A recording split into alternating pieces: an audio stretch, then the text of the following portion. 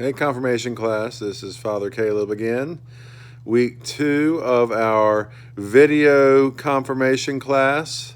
I have terrible allergies. That's why I might be sniffling today as we have our lesson.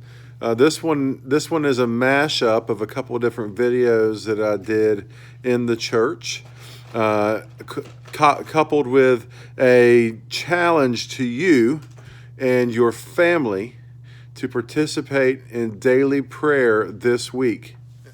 And I know y'all looking at that spot on my head right there. See that spot? It's called a zit. See, even Father Caleb gets them. But I got one because look, I wear my hat. It's right there on the edge. But then when I press it, sometimes I sneeze.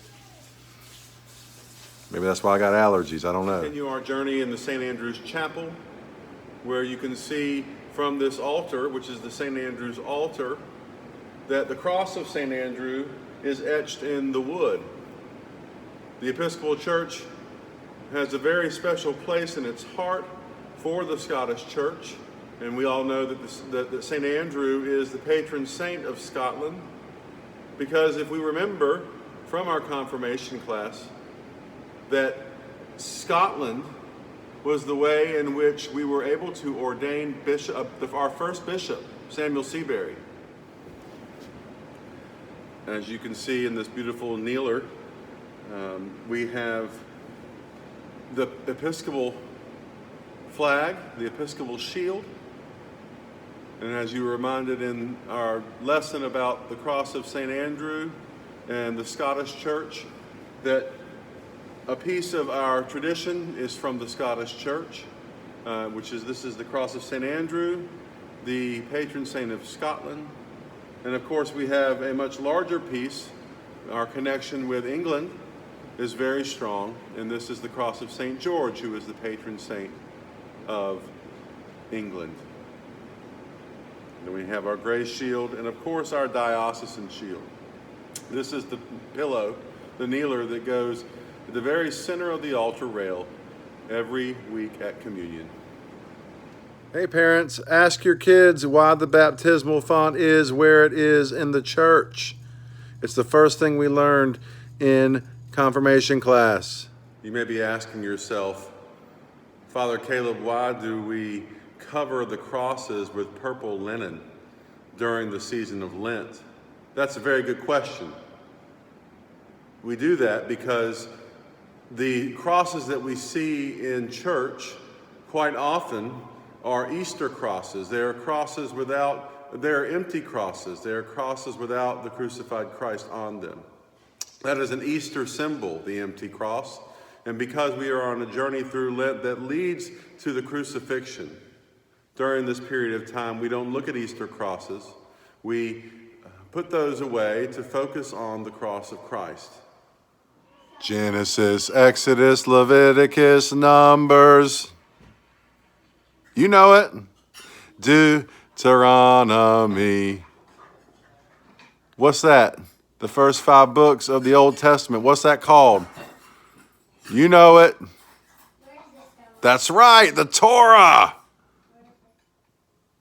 You may say to yourself, well, Father Caleb, there is a cross behind you that is covered with purple, and then there's one that's not. What's that all about? I thought that crosses needed to be covered in Lent.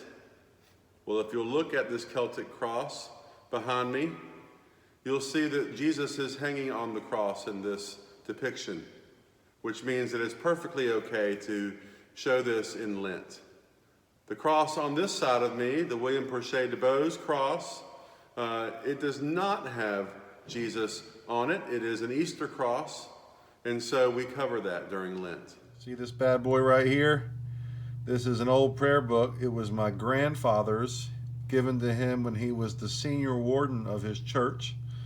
I used it throughout seminary and throughout my first years as a priest, and now it's a family relic used at home. Yours will look a lot like this one, kind of a basic edition, the Book of Common Prayer. And this one is my wife's that she got on her confirmation day. It looks like it says 1990 5. She was born in 82, so she's 13, then that sounds about right. Her name was Alan Lang Jordan. Now it's Alan Jordan Lee, at St. James Church in Wilmington, North Carolina, by the bishop, who was Sidney Sanders. But check this out. The rector of St. James at that time was Charlie von Rosenberg, whom your parents might know, and you may know that he was our first provisional bishop in 2012 when we needed a bishop. It's a crazy small world that I now use my wife's prayer book from time to time with a bishop that was once the rector of her parish. And that church right there is the one that sent me to seminary. It's just such a small and connected world in church. Here is mine I got on my confirmation day. Let's see here. It says, 1994 on your confirmation, love Uncle Jimmy. Uncle Jimmy is my godfather. And I've got all kinds of cool stuff in here. I've got love notes from my wife. I've got a picture of Alan and Cabe. And Cabe was a baby. I've got a couple of obituaries in here of people that and families that I helped during that time. I take this sometimes to the hospital with me when I visit people who are sick and dying. This is what I would use for that, administration at the time of death.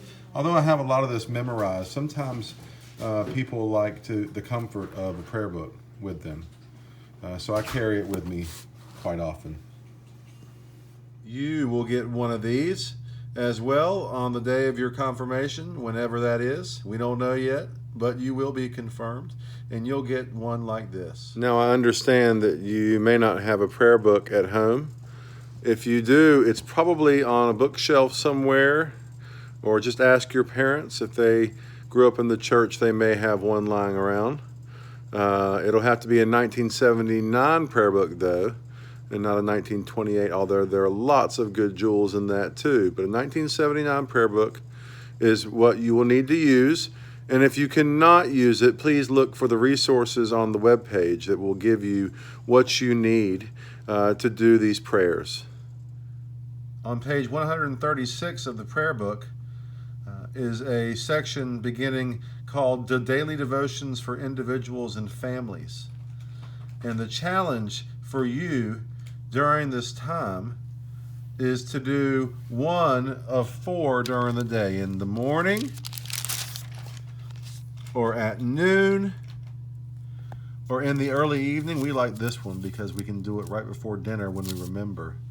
Or at the close of the day, right before you go to bed. That might be a good thing to do. You can even do it on your iPhone or whatever contraption you have during this time of quarantine to keep you sane. All right, my kids are starting to get mad at me because they want to watch America's Got Talent for the 1800th time. But I've got a challenge for you to do a prayer or devotion in the prayer book once a day. You've got a choice of when to do it. There's my daughter screaming at me, screaming at somebody. I'm not screaming at him, I'm screaming at my stupid brother. Screaming at her stupid brother, which is about par for the course during these times. But I'd love to hear from you to tell me how this experience is for you during the week. I'm not trying to give you homework. I'm trying to increase the blessings in your life by challenging you to prayer every day. God bless you and keep you this day and always.